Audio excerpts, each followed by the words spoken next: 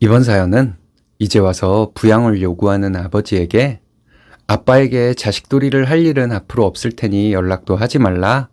이렇게 말했다는 여자분의 사연인데요. 무슨 일이 있었던 걸까요? 함께 보시겠습니다. 사연 시작 전에 좋아요, 구독 부탁드리겠습니다. 채널에 큰 힘이 됩니다. 안녕하세요. 두서없는 글이 될 것 같습니다. 감안해서 읽어주시기 바랄게요. 저는 30대 초반 여자입니다. 엄마는 돌아가셨고 얼마 전에 아빠와 의절했어요. 다시는 연락하지 말라고 아빠에게 말했습니다.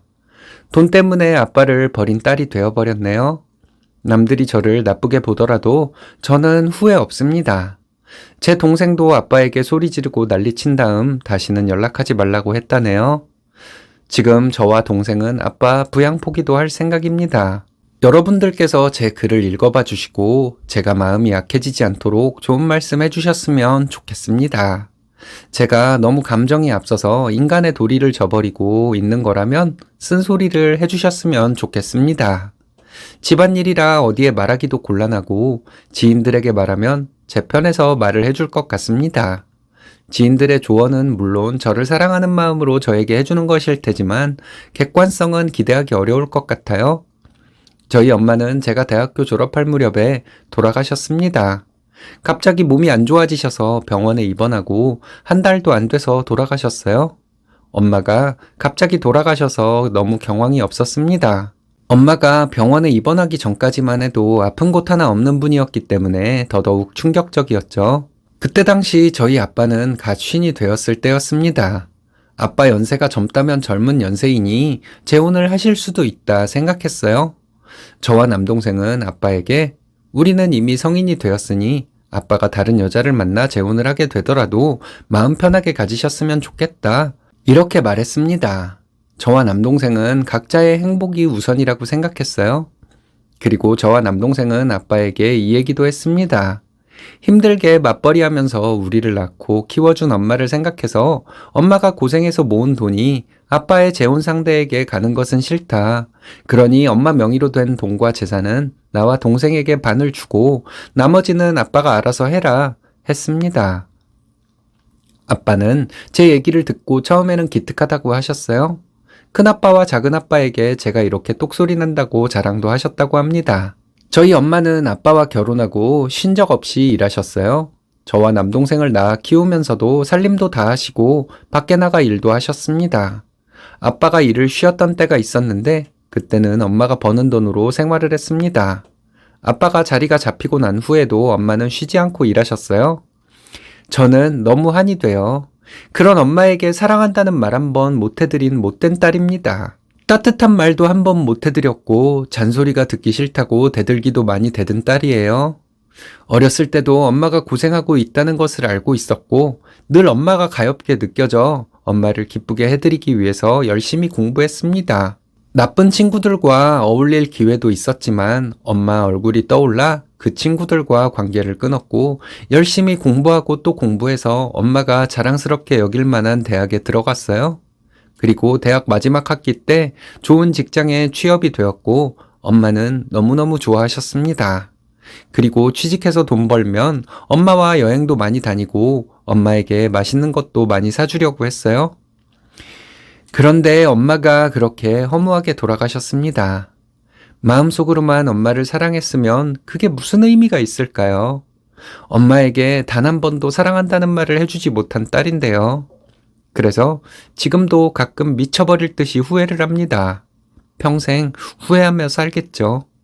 언젠가부터 아빠가 주변 사람들로부터 여자를 소개받는다는 얘기가 들리더군요. 아빠도 아빠의 인생이 있으니 그런가 보다 했습니다. 저와 남동생은 아빠에게 가끔 얘기했어요. 다른 여자를 만나서 재혼을 하게 되면 그 전에 엄마 돈을 정리해서 달라고요. 아빠는 저희가 이런 얘기를 하는 것이 기분 나쁘셨나 봐요. 처음에는 다른 분들에게 딸이 똑소리 난다고 자랑까지 하셨는데 말이죠. 언젠가부터 아빠는 제가 돈에 눈이 멀어 아빠를 핍박하는 것처럼 여기는 것 같더군요. 아빠는 저에게 아빠가 나중에 다 알아서 할 텐데 왜 자꾸 네가 닥달을 하는 거냐? 고 하셨습니다. 저는 아빠에게 내가 사치하거나 돈 허투루 쓰는 거 봤냐? 엄마 돈 내가 쥐고 있으려고 그런다. 아빠는 재혼을 하게 되면 솔직히 엄마 돈이 어디로 갈지 난 모르겠다. 이렇게 말했어요. 아빠는 내가 너만 못하다는 거냐 하시며 화를 내시고는 돈을 주지 않으셨습니다. 저는 고생만 하다가 즐겨보지도 못하고 돌아가신 엄마가 남기고 간 돈이 다른 여자에게 쓰여지는 것도 싫었고 다른 여자가 그 돈을 쓰는 것은 상상도 하기 싫을 정도였습니다. 그래서 아빠에게 그렇게 채근하게 된 것이었어요. 엄마가 돌아가시고 4년 후에 아빠는 재혼을 하셨습니다. 그 여자는 자식 없이 이혼한 여자라고 들었고 그렇기 때문에 나중에 재산 상속 문제가 생기지 않을 것이라고 들었습니다. 아빠는 재혼할 것이라는 말씀을 하시며 저와 남동생에게 재혼하는 이유가 저희를 위한 것이라는 말도 안 되는 소리를 하더라고요. 너희가 아빠를 챙겨주는 것도 한계가 있을 텐데 이 사람이 나를 챙겨줄 거다. 그러니 너희가 이 사람에게 잘해라. 이러는데 저는 솔직히 아빠의 말씀이 전혀 이해가 가지 않았습니다. 아빠가 이 여자와 남은 인생을 꼭 함께하고 싶다.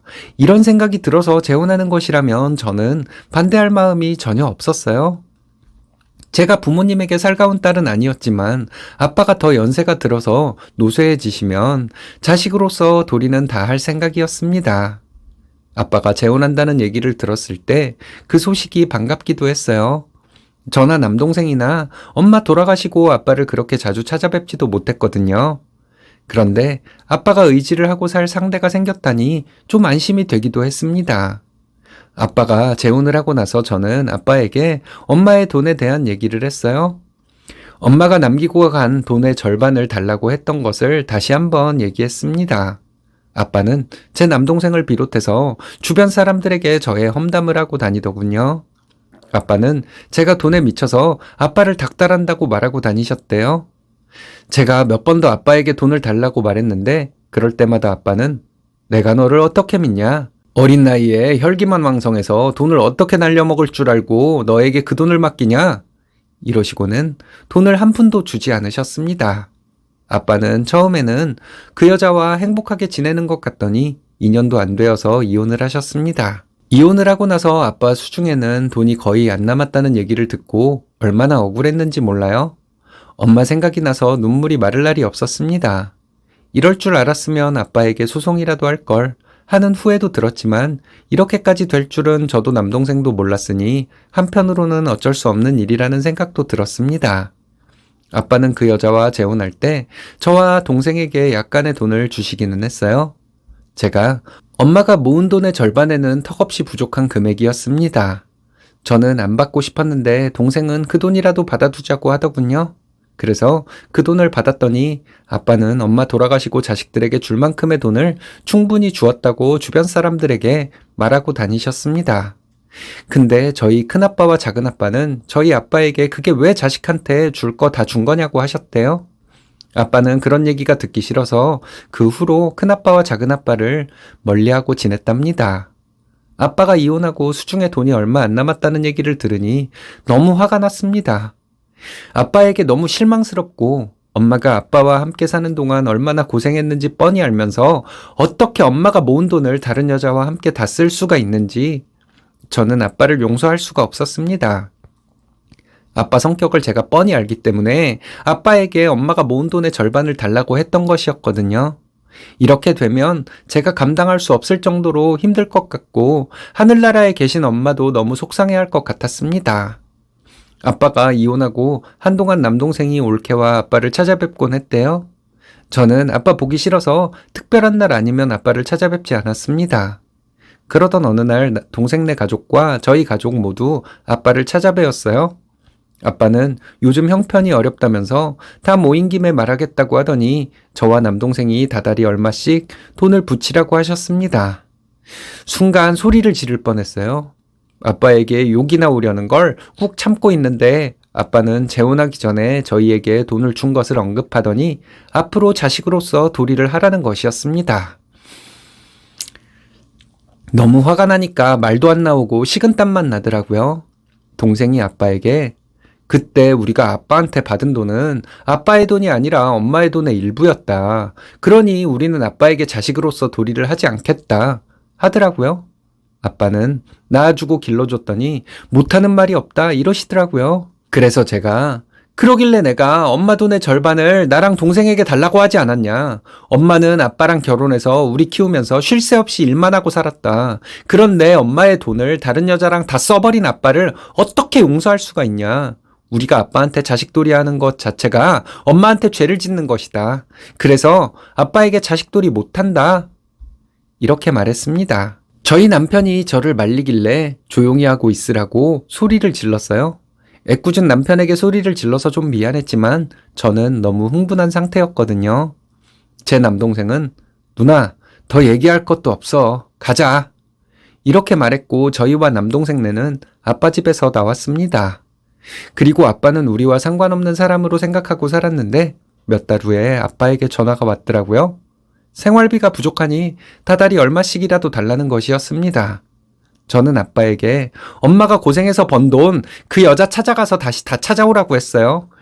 그럼 아빠를 용서해 줄 수 있지만 그렇지 않고서는 아빠를 절대 용서할 수가 없다고 했습니다. 다른 여자를 만나서 재혼을 하던지 알아서 사시라고 말하고 전화를 끊어버렸어요. 그리고 잠시 후에 남동생에게 전화가 왔는데 아빠는 동생에게도 전화를 했었나 봐요. 동생은 아빠가 돈이 부족한 것보다도 외로움 때문에 전화를 한 것 같다고 하더군요. 그 말을 들으니 마음이 좀 아프기도 했습니다. 하지만 곧바로 고생만 하다가 돌아가신 엄마가 생각나니 절대로 아빠를 용서하면 안 된다는 생각이 들었어요. 내가 아빠에게 자식돌이를 하는 것은 엄마를 배신하는 게 될 테니까요. 남편은 아빠에게 매정하게 굴면 나중에 후회할 것이라고 하더군요. 주제넘게 나서지 말라고. 당신이 우리 엄마 살아온 거 아냐고 소리를 질러버렸습니다. 그 후로 남편은 그런 얘기를 하지 않고 있어요. 저는 아빠와 평생 모르는 사람으로 지내려고 합니다. 동생은 벌써부터 부양 포기를 하겠다고 누나가 만약 아빠랑 가까이 지내면 누나랑도 안 본다고 난리예요. 아빠가 이대로 계속 혼자 살다가 거동이 불편할 때가 되어도 저는 아빠를 모른 채 하고 싶습니다. 그게 될지는 모르겠지만요. 고생만 하다 가신 엄마한테 사랑한다는 말 한 번 못한 것이 미안해서 제가 아빠를 더 미워하는 것인지도 모르겠지만 어쨌든 제 마음은 이렇습니다.